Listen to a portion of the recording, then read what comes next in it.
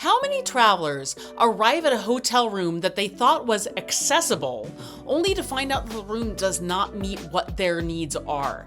Today, I'll show you how to ensure that your accessible room that you book works for you so that your vacation isn't ruined. If you're new here, my name is Brooke. I am the founder of I'm Outta Here Travel, a bespoke travel planning company. I specialize in travel for those with mobility challenges.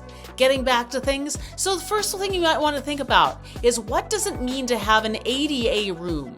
In the United States, an ADA room is accessible. However, the regulations for ADA apply to wheelchairs. That's the ADA category. So if you use a wheelchair, great, your ADA room should work for you fantastically. If you just have mobility challenges that don't require a wheelchair, however, you may have some surprises.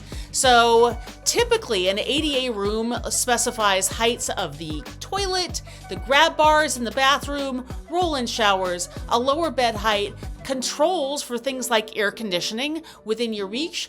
These are standard things. But again, if you are someone who does not require things at wheelchair height, you need things at a different height, that might be a series of questions that you want to ask the hotel before you press that booking button. So making sure that they're accessible, their definition of accessible is you're accessible as well.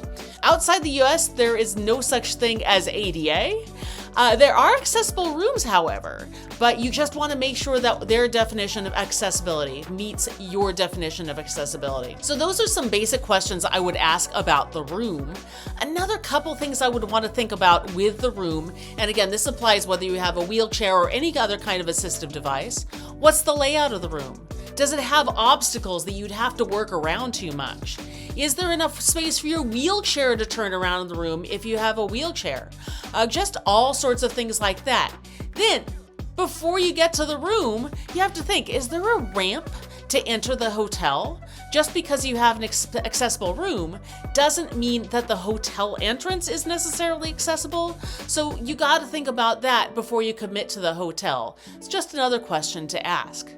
Another series of questions to think about when you are booking a hotel and you have accessibility requirements. How far is the room from the elevator? Because after all, you probably aren't just going to sit in your hotel room all day long, right? You want to get out and do things. So how far is your room from the elevator? Do you have to go a long way? Is a short distance fine? And again, you might be fine with being far from the elevator, but that is something to think about. How many elevators are there in the hotel? If you are on a floor that is not the first floor, especially, right? If you only have one elevator in the hotel, what if the one elevator is broken? What if it is fine when you get there and it breaks down when you were staying in the hotel? That could be a good reason to have more than one elevator. In fact, I try to find hotels that have multiple elevators just in case that becomes a problem. So also, in terms of your hotel room, how easy is it to get to the things like the restaurant, the pool, any other thing you might want to do? Again, questions to ask. Not so big a deal when you're just in a small Holiday Inn or Best Western or something, but when you're in a resort and you really want to enjoy yourself and see all the things there are to see, in resorts things are spread out, right? And that's great because you have a lot of places to explore and a lot of fun things to do. But you want to make sure that the things you want to do are accessible based on what your needs are. Also, another thing to think about is parking. Again, in your standard box hotel, parking is usually right out in front, the accessible parking, and that's just fine.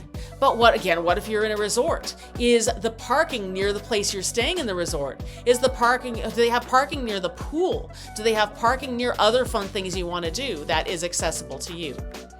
One other thing you want to think about, I'm just going layer by layer, starting at the room, then going to the hotel, then going to maybe a resort, and then one layer outside. The last thing you want to think about is it easy to get from your hotel to local attractions? So again, some hotels you might be able to just go right out the front door and that's fine.